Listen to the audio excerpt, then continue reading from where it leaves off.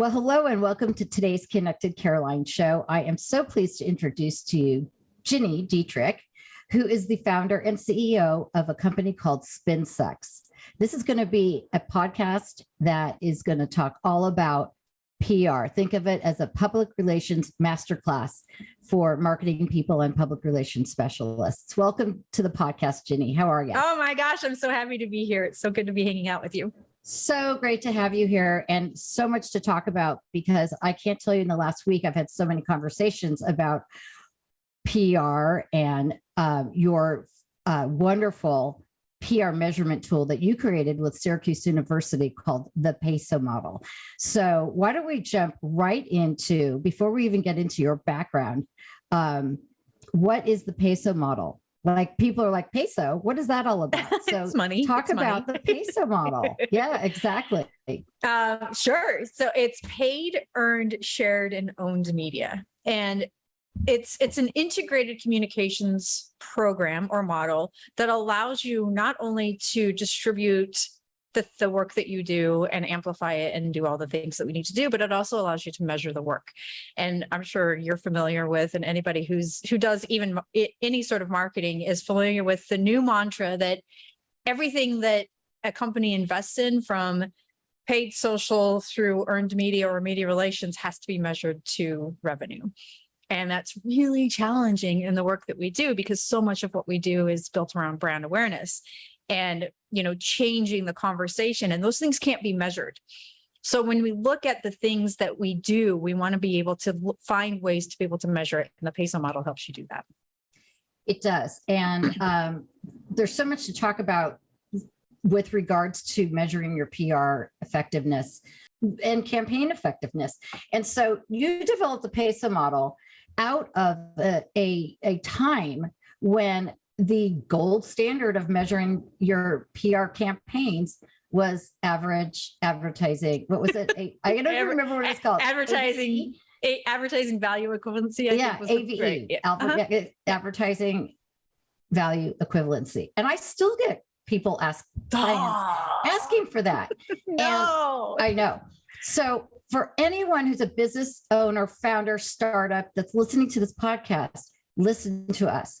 The way to measure PR now is with the PESO model, because it is more integrated with your marketing department than ever before. Right. And admittedly, PR people always said in the past, we are not a sales generating department. That was like the 80s and the 90s. We were not, you didn't look at your Google Analytics to see if a article or some sort of press that you've gotten drew traffic to your site, right, as a lead gen.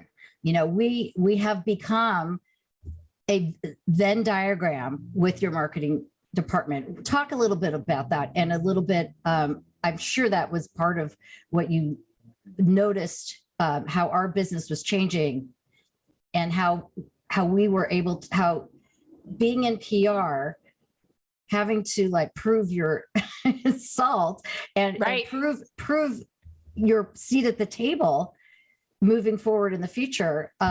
We needed to show that we did drive traffic and help drive revenue. So anyway, we do. Please talk about that. One of the things that I noticed, and this was probably, I hate to say this out loud because it makes me sound ancient, but I said the 80s, so I just fair. Okay, fair. I think this was 2006 or early 2007. And I remember we had just done a huge media relations campaign for a client, and we'd gotten on the front page of the LA Times. We were on the front page of the Wall Street Journal, right below the fold.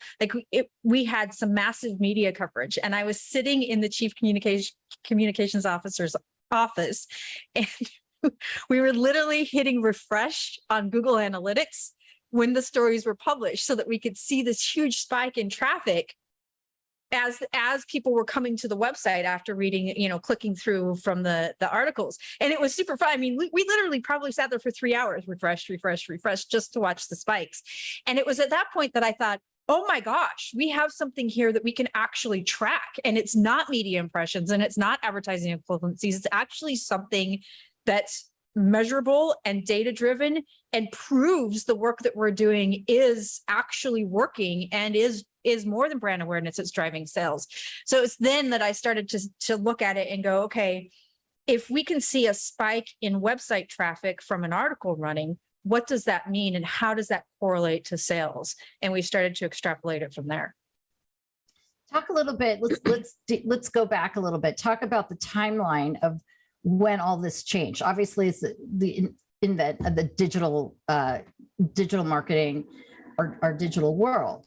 And so when did it dawn on you, besides that moment, that it's changing? And also what's tied to this for us as PR professionals is the ability to prove our value and prove that it is, you know, $2,500 for a national PR campaign isn't, doesn't cut it. There's so much more that goes into it.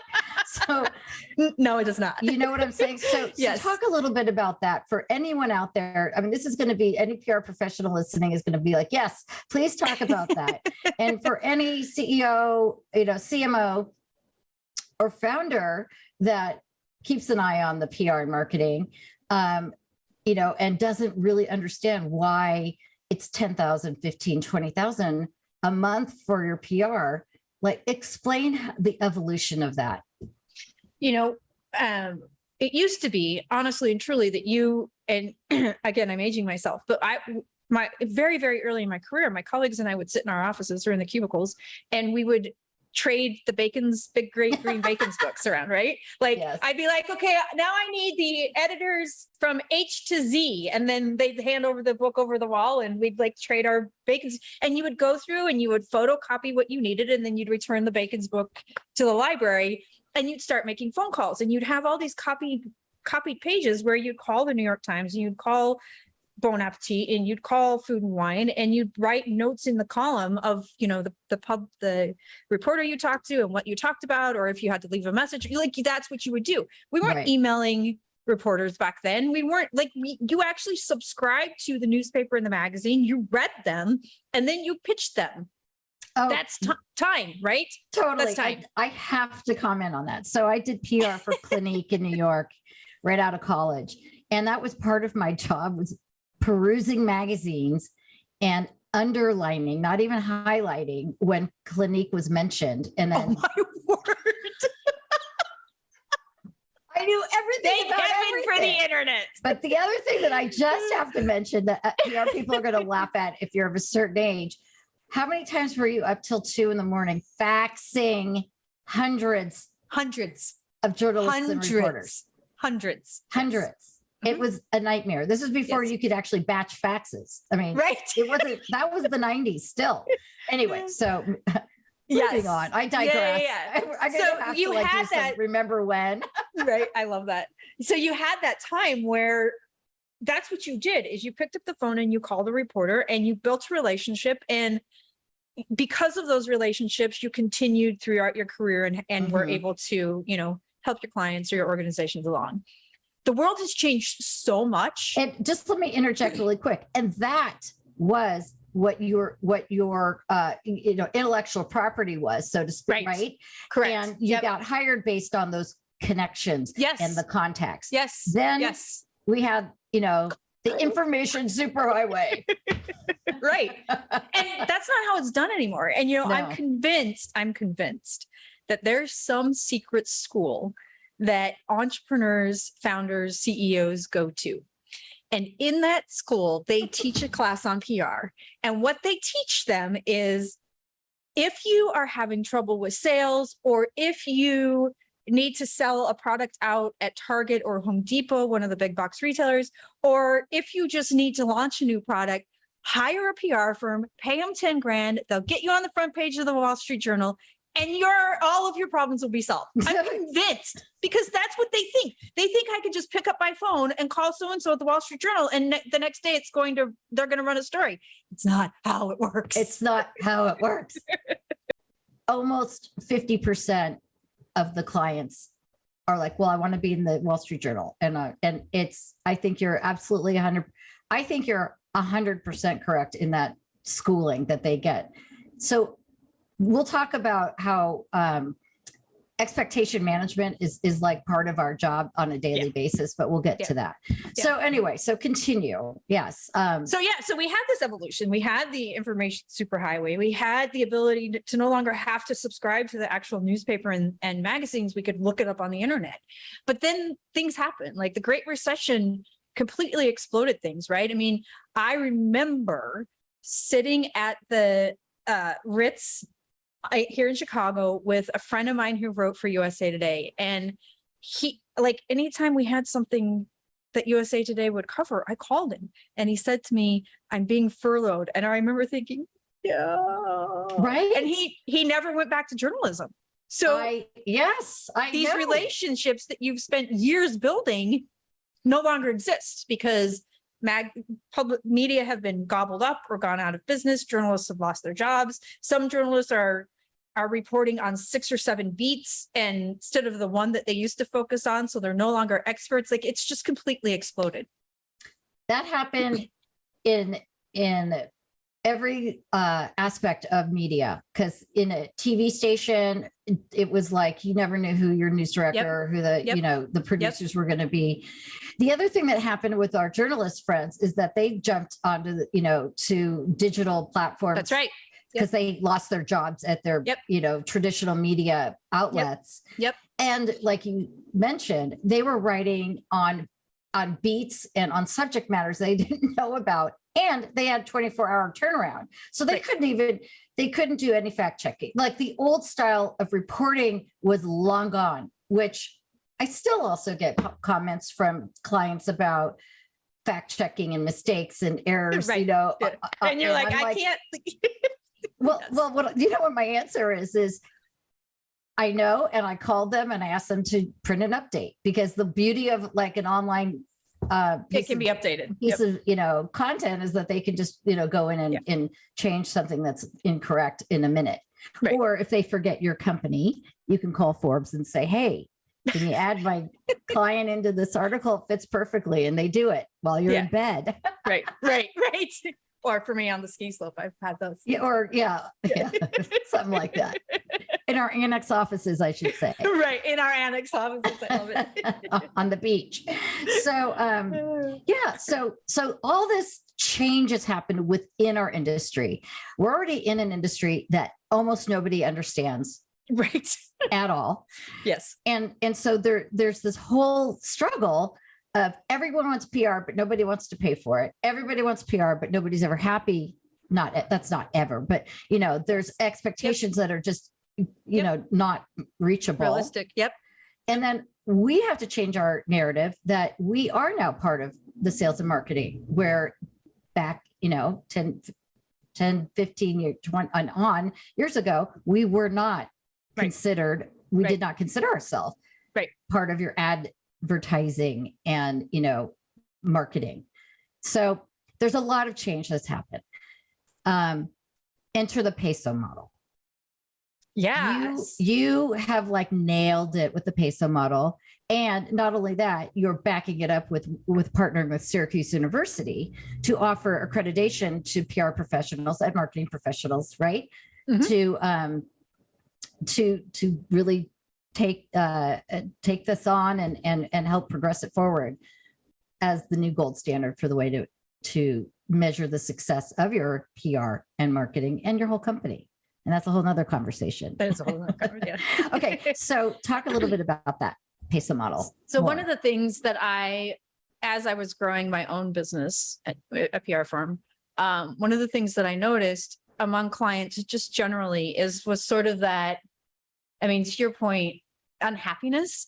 And what I discovered that it was you have these peaks and valleys with media relations, right? Like you have an event, you have a campaign, or you have a new product launch, or whatever it happens to be. And so you have this spike, this whole peak of media, and then you have this valley because there's nothing to talk about. And during the valley, clients forget, right? They're very short-minded and they forget all the stuff you did here. And so you're in this valley and they're like, why are we paying you? And you're like, because it's a marathon and not a sprint. Right. But they don't care. They they're looking at their bottom line. They're looking at the bottom line. And when the CFO is asking, okay, should we cut this because PR is usually a big number? Should we cut this in favor of, customer service or inside sales? Yeah, the answer is yes, right? Yeah. So what I was trying to do is figure out a way to fill the valley so that you had more stability. And at the time that I was trying to figure this out, as we're refreshing Google Analytics, I was like, okay, is there an opportunity for us to use other media types? So can we use content? Blogging was starting to come to fruition. Social media was starting to come to fruition. Twitter was becoming a household name. Facebook was being used for businesses. So there was all this stuff happening at the same time. And I was like, can we use that to fill the valley so that we have more stability? And the answer was yes. So now you still have, your campaign launches and your new product launches and events and things like that for your media relations, but you have the opportunity to use owned media or content marketing, to tell your own story and not relying on just media relations. And you have, social media to help amplify and get it out there, both to your audiences and to new audiences. And then you have the opportunity to use things like email marketing and paid social and even paid search in some cases, influencer relations that help you sort of get to a broader audience. And all of a sudden you have this really nice integrated model that has that stability and consistency, and clients are really happy with that because not only do you not have the peaks and valleys, but you have a way to say, okay, we know for sure that this campaign did exactly this, and this, and it generated this many qualified leads and this many conversions and this much in revenue. How much of that overlaps with the marketing departments of today? Because you have the digital marketing, you have traditional marketing, you have event marketing. Some are independent departments, some are lobbed into that, all one department. So how do you recommend nuancing that within as an independent public relations agency coming in that with a client that probably has an in-house marketing department? It depends. It really depends on how the organization is set up. And I will say that with our clients, it really varies. We have one client that has a really robust marketing team. There's probably about 40 people on their marketing team, but they're sectioned off. So you have growth marketing that handles, banner ads and more paid advertising types things. They do paid search, they do paid social, but so the brand and content team, which is where we sit, does content marketing, media relations, thought leadership, influencer relations, social media. And then we influence like the email marketing and the paid social and search. Right. You want to have a unified message. With the social media, do you identify the fact that you don't do the paid social in terms of the social media marketing, the digital marketing, and it's more editorialized social media? How do you, or do you offer that within your agency? We do offer it. That is, as a PR, especially a PR consultant, how do you differentiate between those two? We offer it. One of the things during COVID that I wanted to really get smart on is how to do that, how to do paid social and paid search. And so I went really deep myself in learning it so that I could manage a team and lead a team with enough knowledge to know whether or not they were doing a good job. So we do offer it, but not all of our clients take part of it. Like the client I just mentioned, they already have a team that does it, so we don't do it. But then we have another client that doesn't have a marketing department at all. So my team is their entire marketing department, and we do it all. So it just, like I said, it just depends on what it is that they need. So even if they have an in-house department or agency that they have retained to do, Google and Facebook ads and things like that, do you also take on a social media, like more editorial? So as things come in as the PR agency, you have your own posting. And then you just integrate with them, right? So that's the way I handle it. Because I don't have an in-house team, and I know I've educated myself how to do it, but I don't actually have the bandwidth to do it because I have, of course, less of an agency, more of a consultancy. But I know that there's a lot of professionals out there that are curious about the differentiation between those two. So that's why I wanted to bring it up, because this is going to be like partly for the, for the boss and partly for the PR professional, this podcast. So tell us more about how you integrated with Syracuse and what that process is like, and also how to get accredited with the PESO model. That's so funny. When Spin Sucks the book came out, what I didn't really realize, and was not a target audience for me, was that schools would glom onto it to use it as a textbook. Because of the name of the book. Yeah, they almost every PR class in this country uses it as a textbook, which Fantastic. I did not like. I didn't expect that at all. It wasn't even on our radar. But because of that, we started to build relationships with universities and with professors, because they would want me to come in and speak and, do all those things.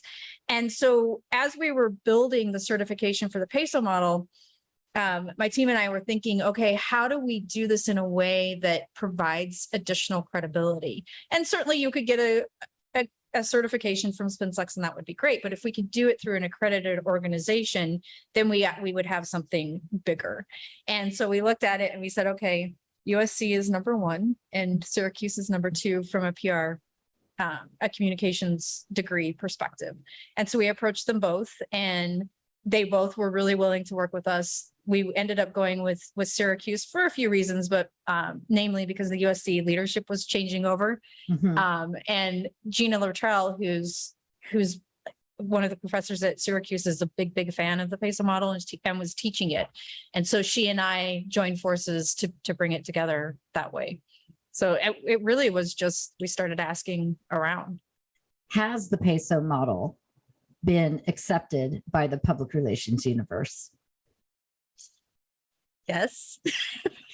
And the reason I'm laughing is because I actually had to retain a copyright and trademark attorney because there were so many people stealing it and pretending it was their own. So yes, and big firms and little firms and everybody in between, like big, huge global PR firms were acting like they had created it. And, people will change the graphic with their brand colors. And you're like, no. So yes, it has been widely adopted. Gini, how do you see the public relations industry progressing now that you've established the PESO model and it's being adopted throughout the, universe of public relations and marketing and marketing departments? Are you seeing that marketing and PR departments are finally integrating and really talking to each other? I'm coming back to something I touched on earlier, which is now they can see in black and white that PR is part of, and marketing are an overlapped, especially in the digital age, mm-hmm. Effort, and must be part of the planning of any mm-hmm. new mm-hmm. product. Mm-hmm. We have to sit at the table with the engineers, mm-hmm. and marketing, which is something else that we've had to fight forever. Is to be part of the process from A, instead of like, oh, we'll bring PR in, when we're at M, at the M stage, right before we get to Z. Sometimes even at the Y stage, or at the Y. And you're like, what? What do you mean you're launching a new product next week? What? Right. Yeah. Yes. So are you seeing that finally happening? I am a little bit. Yeah, I think it depends. You do. I think it, like I said earlier, I think it depends on the organization, and I think it depends on leadership. We have one client where I have a weekly meeting with product marketing, right? And because we're that entrenched into what they're doing and how they're doing it, and the things that are forthcoming, and we are able to talk about, okay, in Q4, we hope to launch this, and this, and we're able to start planning for that. Mm-hmm. But I had to fight to get to those meetings. And finally I was just like, can I please attend a meeting? And they were like, sure. And they added me to the invite. So it really that's all it took, but it probably took 9 months for me to build the relationships internally to be able to get invited that way. So I think you just have to keep pushing and pushing and pushing so that you're not told, a week before there's a new product launching, a new product is launching. So this is a conversation that has been going on within the PR industry for, decades and decades, since the dawn of time, at least since I've been in PR. What do you think it's going to take for it to finally shift, where PR is not looked at as the first thing that gets cut when when the economy goes down? That kind, and also just to be included, have a seat at the table from it, inception to completion. I've started to see a shift. I started to see a shift during the pandemic for sure, as organizations had to communicate everything that was happening and didn't know how. And so communications was brought to the table at that point. And then we had the social justice movement, and we had, all the climate change. There was all this stuff that executives had to communicate internally and externally that they'd never had to do before. And now there's this big push towards DE&I and leading with values. And for so long, executives have been told, don't talk about your values. You're going to alienate somebody, and now everybody's saying you have to talk about your values. That's what people buy on, and your customer buys on, whether or not they align with you politically and economically and environmentally and socially, you have to talk about your values. And so because of that, execs are saying, oh my gosh, I don't know how to do this. And so they're bringing communications into the fold from that perspective. The other thing I think, and I will admit that this is still a really big struggle, is they want to know that every single penny that they're spending is generating X amount in revenue. And still to this day, even with the PESO model, there's still a portion of what we do that cannot be measured, because it is thought leadership, and it is brand awareness, and it is, share of voice and those kinds of things that you can kind of measure, but not to the dollar directly like you can with paid social and with paid search. So I think until we figure that piece of it out, and I think we can, but until we do, we will not be taken as seriously as our marketing brethren. Regarding the PESO model, again, in the accreditation, quickly explain how long it takes and how people can do it. Well, it's set up as an 8-week course. It usually takes people significantly longer, and mostly, if a student's going through it, it takes them 8 weeks because it's their coursework. But if it's a professional going through it, I would venture to guess the average time is probably 3.5 to 4 months, because they're doing it on their own time, and all of the, and then client priorities come up, or whatever happens to be, and so sometimes it gets put on hold. But it is set up that if you wanted to do it in 8 weeks' time, you could. I love it. Gini Dietrich has disrupted the way public relations is measured for the. I mean, it's so great. I'm so glad. Well, hopefully we're still iterating for sure, but hopefully we'll get there. But I mean, it was so necessary. And most people think public relations is one aspect called media relations. Media. Yep.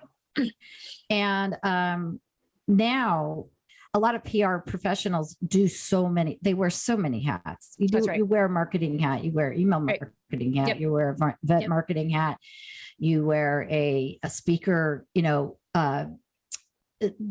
positioning hat, to get the C-suite on panels and keynotes. And I mean, there's many, many, many hats we wear.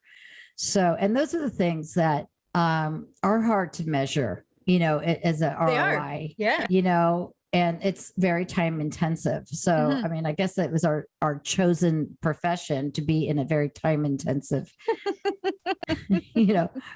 career. But it's also very rewarding, very rewarding. For sure. Yeah. So, which is why we're both still here after all these years. Right. And why I built a whole business around it. And why you built a business and changed the face of public relations forever, which is just great. Is there anything else wrapping up that you'd like to share with the audience? Just remember, for a PR professional, there is still education that has to happen with executives. And for executives, it's not as simple as just picking up the phone and calling your friend at the whatever publication that it is you want to be covered in. It takes a lot of effort. It takes a lot of time. It takes a lot of positioning and messaging.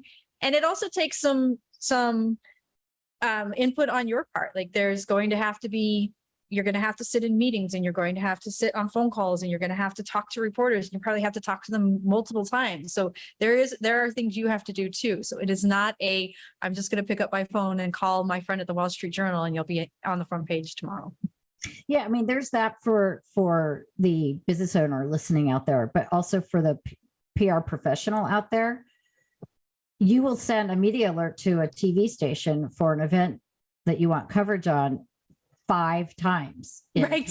three days. That is Correct. part of the job. Yes, that is correct. So it's not a one and done on, No, you it's know, in not. terms of a B2B conversation around that. So anyway, well, Gini, I mean, I would love to have you back on, and we could pick maybe one particular topic to talk about and just do master classes on Love public it. I relations. love that idea. Wouldn't that be Let's great? do it. Yes, Let's do it. I I'm would in. love that. And until then, I just am so grateful that that you have been on the Connected Caroline show finally. Well, I think that's a wrap for today. Gini Dietrich with Spin Sucks and the PESO model. Check it out. All her details will be in the notes sections. And once again, thank you, Gini. Thank you for having me so I hope- much. yeah, have a great day. And until next time, this is Caroline with the Connected Caroline show. Make it a giving day.